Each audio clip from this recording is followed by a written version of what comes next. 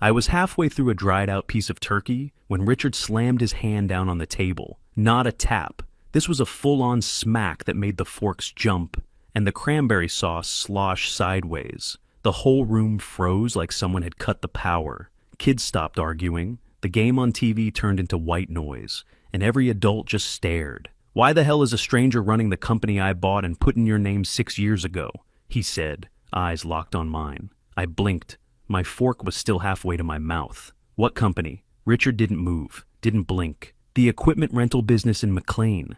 You signed the papers. I backed the purchase. I trusted you." My stomach turned. I don't even have $5,000 in my savings, Richard. I don't own anything like that. What are you talking about? The silence after that was different. Heavy. Like even the house itself was waiting to see what lie would come next. Quick note: before listening, share which city or country you're watching from. Karen clutched her napkin like she wanted to wring it out. Her mom, Sheila, glanced over but said nothing. Evan, my brother-in-law, kept his head down, eyes locked on his mashed potatoes. Even my kids didn't look up. No one said a word. Richard leaned back in his chair, still calm. "A man named Lucas Boyd. He's the one running it. One of my old partners bumped into him and congratulated me for setting up such a sharp operator. Said Lucas has been expanding into 3 new counties, all under Hale Equipment Rentals, LLC. Lucas who? I asked, like it was some name out of a movie. I've never heard of that guy in my life. I didn't look at anyone else yet. I wanted to see their reactions first. My voice was steady, but my chest was tight like something was closing in. Richard wasn't done. "The paperwork said you were the original registered owner, but now it's his name all over the state filings." I repeated the name under my breath like I was trying it on. Lucas Boyd. Nope. Still meant nothing. That's when I finally looked around the table. Evan looked sick. Karen kept carving the turkey, but she hadn't served anyone. Sheila muttered something to herself I couldn't catch. Everyone looked guilty, but nobody said it. And then, knock, knock, knock, sharp, fast, official. It came from the front door. And that sound, clean, cold, and out of place, cut through the room harder than Richard's voice ever could. The knock was still echoing when Richard reached under his chair and pulled out a thick yellow folder. He slid it across the table like he was dealing cards. "Got this last week," he said. "Was meant for a CPA friend of mine. Wrong email domain. But my name was still on some of the founding paperwork, so it got flagged and sent along. Guess the system doesn't know I stepped away." That's when I brought Feldman in, quietly. "This dinner isn't the start of this. It's the end of it." I opened the folder. Tax summaries, state filings, ownership transfers, all neatly stacked. And right there in bold, Lucas Boyd, primary owner. My name was nowhere. Evan moved first. Okay, hang on. This might be, another Hale Equipment Rentals. There's a few of those, right? Maybe in another county, like North Carolina or something." He was talking fast. Too fast. His face had gone blotchy, and his fork clattered on his plate. Sheila jumped in with that damn sing-song voice she used whenever she wanted to downplay something. "Richard, honey, you've been flying for what, 10 hours? You're exhausted. This isn't the time to be stirring up confusion." Karen nodded without looking up. "It's Christmas. Can we please not drag business into dinner? You've had a long trip, and we've all been trying to hold things together." She kept carving that turkey like the act alone might fix everything. No one was eating it, not even the kids. I didn't care about the bird. I leaned forward, locked eyes with Richard, and said, "The last 6 years, I've worked 3 jobs at a time, graveyard shifts, side hustles. I've fixed fences for gas money and skipped meals to pay heating bills. One Christmas, I wrapped your granddaughter's present in a grocery flyer because I couldn't afford real wrapping paper." I looked around. "So tell me, why the hell would I be breaking my back like that if I owned a damn business?" Nobody answered. Dana, Evan's wife, stared at her green beans like they had something to say. Richard stayed calm, voice even. "The partner said Lucas has been making serious upgrades, warehouse additions, 2 new trucks, secured a multi-year deal with the state highway office. That's not a typo or a duplicate company. That's not a mistake." Evan laughed, short and fake. "It's probably a clerical thing. Maybe Lucas is a project manager or something. We've all seen the state mess up names before. Could be a shared LLC, could be—" "Evan," Richard cut him off. "Stop." He clamped his mouth shut. Dana didn't even blink. I held up the tax sheet. You all see this? This isn't one page. This is 6 years of updates. Every year, someone's been signing these. Someone's been collecting money off my name. Who? No one answered. Karen's lips were tight. Her hands had stopped moving, the knife resting against the dry meat. Sheila took a sip of wine like it might drown the room. Evan kept shaking his head, mumbling something about state-level glitches. Dana looked ready to cry, but not for me, and all I could feel was this pressure in my chest that wouldn't let up. Like I'd been shoved into a room full of people I thought I knew, and they all suddenly spoke a language I didn't recognize. Every answer they gave made the truth worse, and none of them explained the one thing that mattered. How the hell did Lucas Boyd get control of something that was supposed to be mine? Karen finally spoke, voice low but firm. We were trying to protect you. I turned toward her, jaw tight. From what? She didn't flinch. From being overwhelmed. You weren't ready. You had just lost your job. We were juggling bills. And the idea of running a business on top of that, it wasn't fair to dump that weight on you. My hands were flat on the table. So you decided I couldn't handle it? It wasn't just me, she said. We all agreed.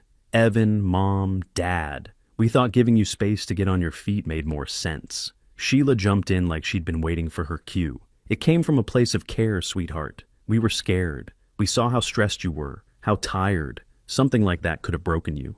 I didn't say anything yet. I wanted to see how far they'd take it. Evan cleared his throat, tried to sound casual. We only stepped in to handle the routine stuff. Maintenance, vendor calls, insurance filings, operations. It was never meant to be permanent, just until you were, more established. I looked right at him. What the hell does routine mean? And if you were helping, why was I never told anything about it? No calls, no meetings, not one conversation. For 6 damn years. He shifted in his seat. We thought it'd be easier on you. Less pressure. That's not protection. That's erasing someone. Richard leaned forward, voice calm but sharp. These papers show a full ownership transfer. There's nothing here about holding things temporarily. No clauses, no built-in return. This isn't someone helping manage. This is someone taking. Karen sat up straighter. It's a liability thing, okay? It's complicated. The business was moved under a different LLC to protect us from risk. If your name was on everything and something went wrong, I cut her off. How does protecting me from risk end with a stranger's name on every single document?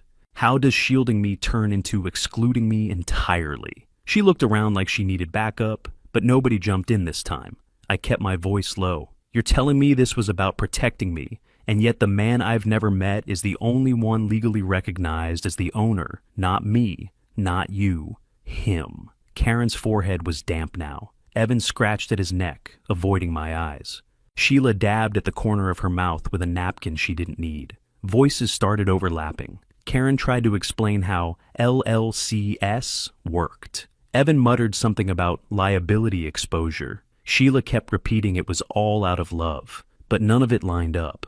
They couldn't agree on who made what decision. Karen said Evan handled the paperwork. Evan said Sheila pushed for the name change. Sheila blamed the attorney. Karen circled back to, it was temporary, even as everyone disagreed on what that ever meant. I didn't say a word. I didn't need to. Richard let them all hang themselves with their own contradictions. He didn't raise his voice once. He just watched and waited, letting every flimsy excuse land with a thud on the table in front of them. Nobody admitted anything, but they all looked exposed. I leaned back in my chair, arms crossed, and waited for someone, anyone, to give a real answer. None came. Richard gave a small nod toward the hallway. A few seconds later, footsteps echoed across the hardwood, slow and steady. Mr. Feldman walked in wearing a black overcoat, gray tie, and the kind of calm expression that made the air feel 10 degrees colder. He didn't say hello, just set his briefcase down at the edge of the table and clicked it open.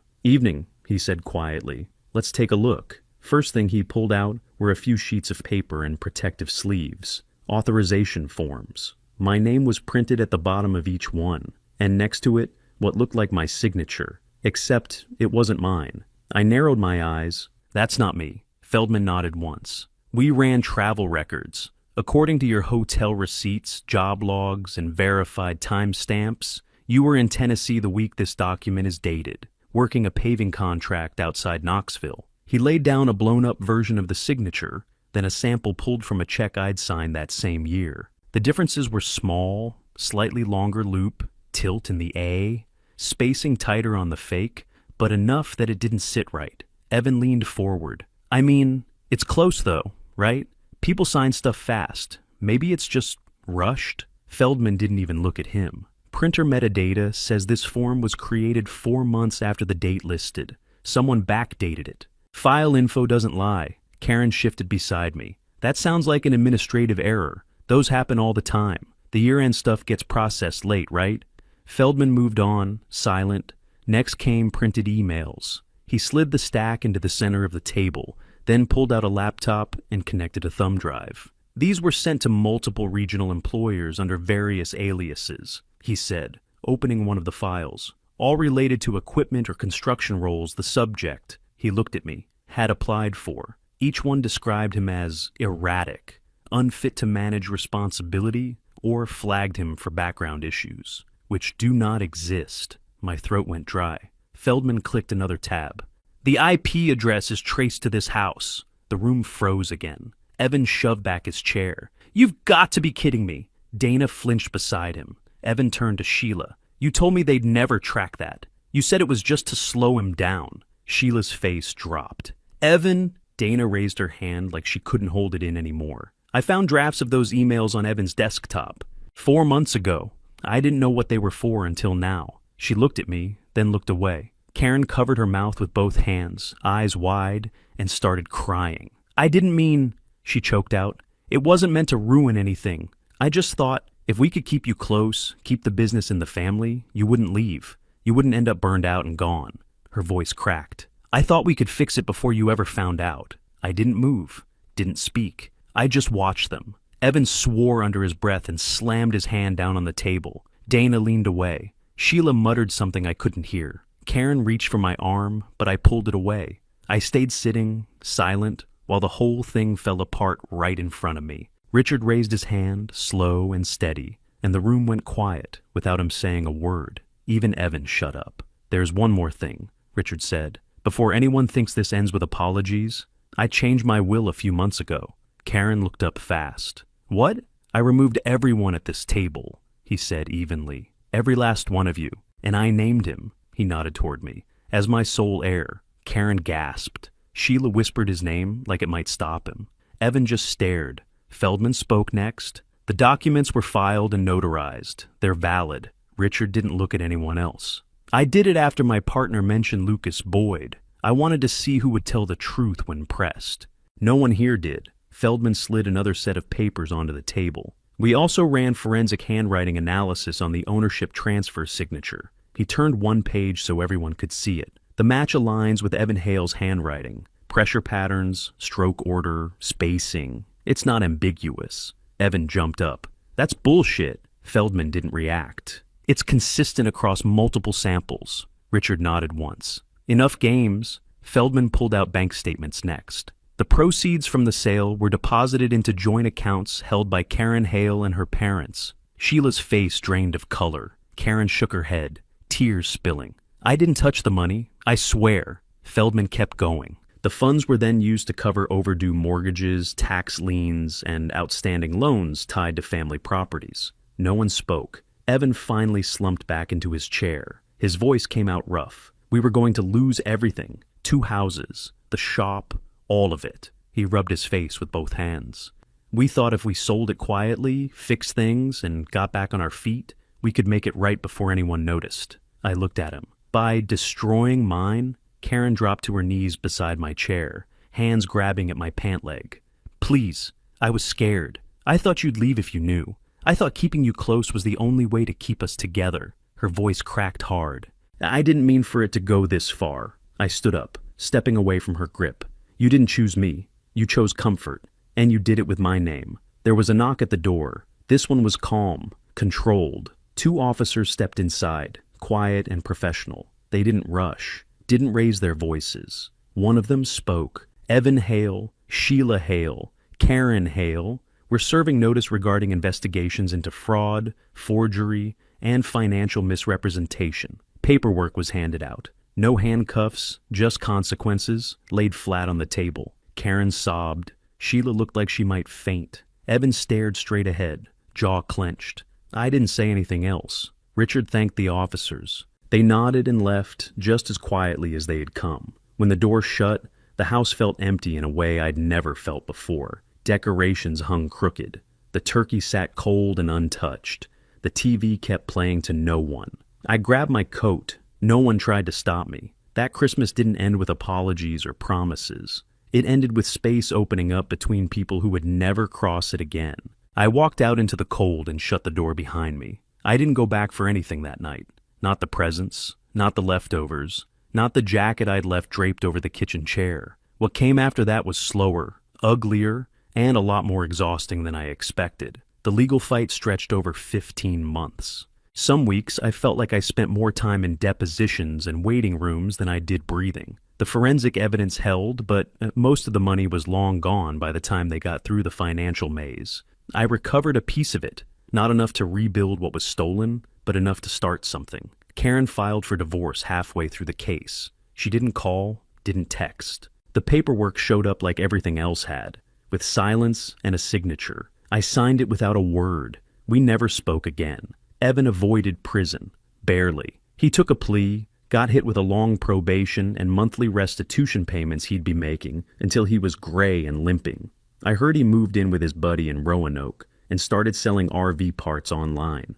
Sheila lost her second house, sold off the cabin up in Deep Creek, claimed it was downsizing. I didn't care. I cut off all contact. No messages, no, maybe one day, nothing. Instead, I used what little I got from the settlement to open a small shop just west of town. Tools, mini loaders, trenchers, skid steers, compact stuff. No frills, just what I knew how to run and what people needed. I signed every document myself, filed everything twice, sat on the phone for hours when needed. I didn't hire a manager. I was the manager, the bookkeeper, the driver. I loaded gear in the rain and signed contracts in my truck on my lunch break. And I didn't cheat, not once. Richard stopped by sometimes, never told me what to do, never tried to take over, just left advice when I asked for it, short and sharp, useful. I think that was his version of support. "You're doing it right this time," he told me one afternoon, leaning on a rusted trailer hitch with a coffee in hand.